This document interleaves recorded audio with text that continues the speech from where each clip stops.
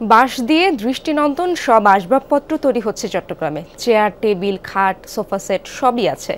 আয়ুষ্কাল বাড়াতে ব্যবহৃত হয় কেমিক্যাল। মূলত বনভূমি রক্ষায় এবং কাঠের বিকল্প হিসেবেই চট্টগ্রাম বন গবেষণা ইনস্টিটিউটের ভিন্নধর্মী উদ্ভাবন।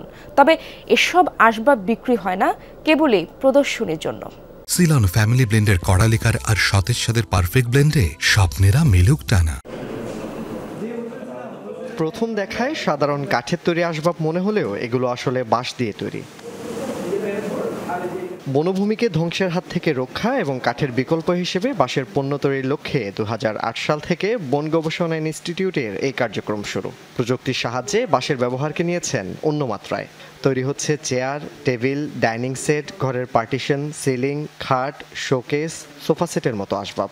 দুইটার কেমিক্যালের মিশ্রণে আমরা 10% বোরিক অ্যাসিডের দ্রবণে এই বাঁশ অথবা কাঠ, যে কোনো কাঠও কিন্তু এখানে আমরা এটাকে কেমিক্যাল ট্রিটমেন্ট করে এটা আয়ুষ্কাল বাড়াতে পারি।